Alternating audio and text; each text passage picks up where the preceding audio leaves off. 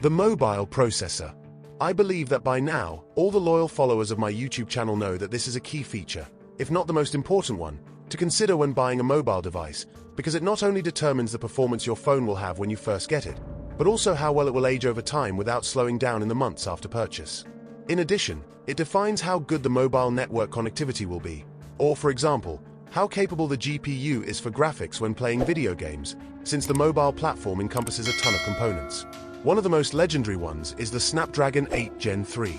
And if you want to check out 5 beasts equipped with the Snapdragon 8 Gen 3 that are worth it, I invite you to stay in this video. Leave your like and comment below which processor you've had in a mobile device that surprised you.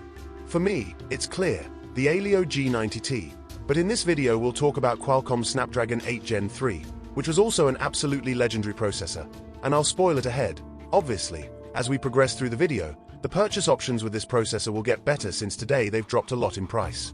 Without telling you more about my life, the first phone on this list, taking 5th place, is the Honor Magic 6 Pro, a device from the Honor brand that truly deserves it, not like the Honor X8B or the Honor Magic 8 Lite. This Honor Magic 6 Pro is a real beast. Even though it was launched about 2.5 years ago on the market, right now is when it's most worth buying, as its price has depreciated significantly and you can probably find it in various markets for between $640 and $800 US, a price that's still quite high. But honestly, its premium flagship status holds up strong even heading into 2026 and even 2027. To start, it has a 6.8-inch diagonal with an incredible screen featuring LTPO technology, 120Hz refresh rate, 1600 nits peak brightness, curved edges, and up to 10-bit color depth with 4320Hz PWM dimming to prevent eye fatigue from blue light. The only thing I miss is a resolution higher than the Full HD Plus of this mobile device, or well, slightly above Full HD Plus, since it reaches 1280 by 2800 pixels. Even so, we're far from the 1440p resolution that most phones competing in the same tier as this Honor Magic 6 Pro usually have, plus it has IP68 certification for water and dust resistance. Obviously, with its processor, the Snapdragon 8 Gen 3, we know it scores over 2 million points on AnTuTu, and even today that's still a ton of power. And I'll spoil ahead that heading into next year it will still pack plenty of muscle, coming in configurations of 12GB RAM with 512GB or up to 16GB of RAM with 1TB of internal storage. Friend, with the RAM and storage scarcity we have nowadays, the amount of RAM and storage this mobile device has is truly monstrous. Plus, it features LPDDR5X RAM and UFS 4.0 internal storage. Come on, in terms of power it's the perfect phone and it will age very well. In case you don't know, Honor also includes full Google services, even though in the past it was a Huawei sub-brand. So that's not something you have to worry about either. This was one of the first mobile devices to include a battery exceeding the traditional 5000 mAh at the time.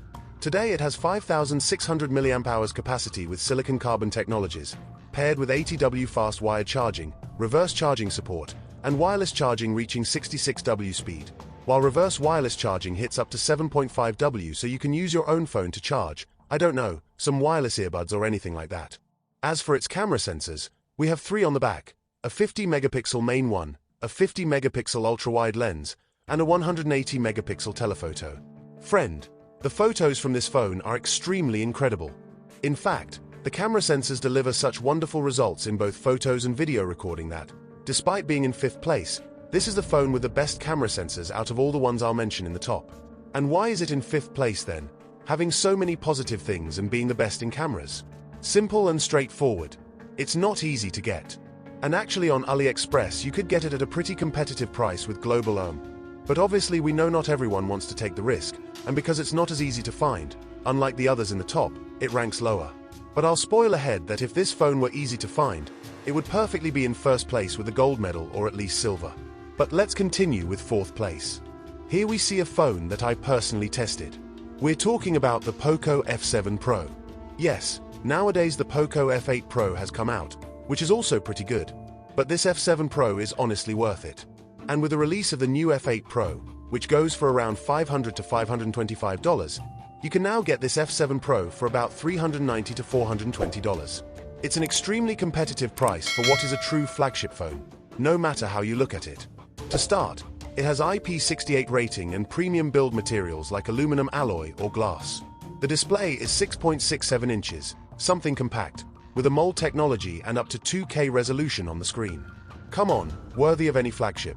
120Hz refresh rate, 480Hz touch sampling rate, 12-bit color depth, and covered by Corning Gorilla Glass Victus, or T, depending on the variant.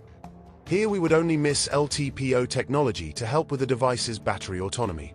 But that's not really a problem because in terms of battery capacity we're doing very well, with up to 6,000 mAh, above the 5,600 mAh of the Honor Magic 6 Pro, for example, with up to 90W wired charging speed, and that's it because there's no wireless charging compatibility or anything like that. Plus, this Poco F7 Pro, as it couldn't be otherwise, comes with the Snapdragon 8 Gen 3 as the processor, in 12GB RAM with 256GB or 12GB with 512GB internal storage configurations, featuring LPDDR5X RAM and a better type of internal storage memory than the Honor Magic 6 Pro with UFS 4.1, practically one of the fastest that exists today. An extremely complete phone with tons of battery, tons of power, and an excellent screen at a completely ridiculous price. Plus, the camera sensors are not bad at all. It stands out especially for the 50-megapixel main lens from OmniVision, OV50 Lite or Fusion 800, depending on the naming. And its 8-megapixel ultra-wide lens, also made by OmniVision, is more of a support feature than anything else. You'll take most photos with the main lens. In addition, this phone promised up to 4 years of operating system updates. Considering it was announced not long ago, we're talking about it turning 1 year old this March, so it still has plenty of update time ahead, and a laughable price at which you can still get it brand new. That's why the Poco F7 Pro takes 4th place. It has a lot of power, a very good screen, very good battery, and camera sensors that hold their own. The only thing where it'll lag a bit behind the others is the usual. HyperOS comes with ads even when you open the gallery. But in 3rd place and taking the bronze medal, we find a phone very similar to the Poco F7 Pro, but with improvements in the customization layer. We're talking about the OnePlus 13R, another phone with very eye-catching features and a highly competitive price, but which also ends up falling a bit behind in the ranking because, just like the Honor Magic 6 Pro, it's somewhat complicated to get and isn't available in every country. Although surprisingly, this OnePlus 13R is easier to obtain than the Honor Magic 6 Pro. But let's go over its specs. It has IP65 water and dust resistance. Here we're already a bit below the rest of the competitors in the top.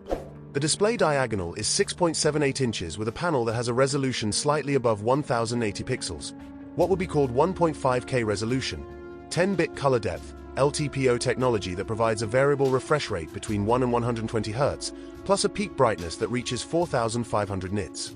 Come on, it's a complete screen that looks wonderful, AMOLED type, and with a very decent size. Its processor, obviously, you guessed it, the Snapdragon 8 Gen 3, paired with LPDDR5X RAM and UFS 4.0 internal storage. And like everything else in the top, it's not expandable via microSD cards, and it comes in a single global version. 12GB of RAM with 256GB of internal storage. Come on, I think that's the bare minimum a phone should have nowadays to be considered flagship level. The battery capacity is the same as the Poco F7 Pro, 6,000 mAh, so battery life is also going to be very good on this mobile device. That said, fast charging is 80W wired only. We don't have any wireless charging compatibility either, and like the F7 Pro, it also gets operating system updates for up to 4 years. It has a drastic improvement over the F7 Pro in the camera sensors, and that's why it's ranked higher despite being a bit harder to get, because in everything else it's pretty similar to the Poco phone, obviously leaving aside the fact that Oxygen OS is a better customization layer than HyperOS. But going back to the camera sensors, we have 3 on the back, 50 megapixels for the main lens and the telephoto, and 8 megapixels for the ultra-wide lens. It records video in 4K, has optical image stabilization, and scores something around 120 points on Zomark. Not bad at all. We're talking about a phone with camera sensors worthy of a true flagship at a price that can vary between $400 and $590, depending on whether it's refurbished or brand new, and which country or website you get it from. The truth is, it's an absolute steal. I recommend buying it on AliExpress and going for the global ROM version so you get a real powerhouse at an extremely competitive price. 3rd place and the bronze medal for the OnePlus 13R. Moving on to 2nd place and taking the silver medal, we finally come across a Samsung phone. This spot is taken by the Samsung Galaxy S24 Plus. And I know the Samsung Galaxy S24 Ultra exists, which has the Snapdragon 8 Gen 3 for Galaxy, better features in essence and in most things compared to the S24 Plus. But the reality is that the S24 Plus can be found cheaper, refurbished even more so, and that's honestly why I included it in the top. If you like the S24 Ultra, you can go for it because yes, it is better than the S24 Plus. So if money isn't an issue for you, I recommend the S24 Ultra over the S24 Plus. But if you're looking for better value for money, the S24 Plus becomes the ideal alternative. It has IP68 water and dust resistance certification, probably one of the best screens among all the phones in the top, with 6.7 inches of a dynamic AMOLED 2X panel, 2K resolution, and up to 120Hz variable refresh rate thanks to its LTPO technology, covered by Corning Gorilla Glass Victus 2. A panel that's not only very good but also extremely durable, and yes, we know it includes the Snapdragon 8 Gen 3 for Galaxy, so to speak, an enhanced version of the Snapdragon 8 Gen 3, exclusive to Samsung's S24 series, that improves things like performance with a boosted clock speed on the processor, plus it's optimized to deliver superior performance and enhance the mobile device's AI features. This chip also stands out for its high energy efficiency, fast graphics, and advanced AI capabilities. We're talking about a Snapdragon 8 Gen 3 Plus, if you will, exclusive to, as I said, the Samsung S24 phone series. That's what puts this S24 Plus quite a bit above the others in the top, with 4,900 mAh battery capacity and 45W wired fast charging speed, plus wireless charging compatibility, yes, but it's pitiful at 15W and 4.5W reverse wireless charging speed. In addition to this, we already know the camera sensors are exquisite. Triple rear sensors, 50 megapixel main, 12.2 megapixel ultra-wide, and telephoto lens. The phone takes very good photos and can record video up to 8K. Plus, regarding updates, we know it will get up to 7 years of operating system updates and security patches. The S24 Plus is the ideal alternative if you like Android and want to go for a safe version with the Snapdragon 8 Gen 3. I should also clarify that the version with the Snapdragon 8 Gen 3 is the North American one. So I recommend buying this phone on Amazon US or any store like that. Now then, in first place and taking the gold medal, we have another phone that I would own. I'm talking about the OnePlus 12.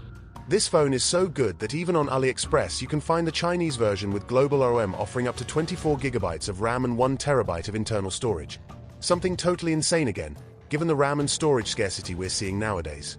The OnePlus 12 probably still has more RAM than many PCs, and many that will continue to be bought in 2026. The screen is incredible, curved edges, very large at 6.82 inches, 2K resolution, LTPO technology ranging from 1 to 120Hz, DisplayMate Plus certification, covered by Corning Gorilla Glass Victus 2, and 10-bit color depth with a peak brightness reaching 4500 nits. And I don't think I need to repeat that it's an AMOLED type. Come on, probably the best screen of all the phones in the top. It has the Snapdragon 8 Gen 3 with LPDDR5X RAM and UFS 4.0 storage, nothing groundbreaking. We already know it delivers performance very similar to all the phones in the top, or perhaps a little superior thanks to the excellent optimization of its customization layer. Its battery reaches 5,400 mAh capacity with bypass charging compatibility and wireless charging, reaching up to 50W wireless charging speed and 100W wired charging speed. And the camera sensors are absolute gems, 50 megapixels for the main, 48 megapixels for the ultra-wide, and 64 megapixels for the telephoto that gives you up to 120x zoom. Yes, it even surpasses the zoom of the S24 Ultra. It records video in 4K and 8K, and come on, the photographic results are wonderful. Nowadays you can get this OnePlus 12 on Amazon US refurbished for under $500 or even directly from OnePlus for around $600. A competitive price for a phone that remains more than relevant today. And while you really like OnePlus, we already know that one of the best Androids released so far is the OnePlus 15. Obviously the OnePlus 12 will be very similar. But as always, reaching the end of the video, family, tell me what you thought of the top. As usual, I'll read you and hand out hearts. With nothing more to add, see you in the next video.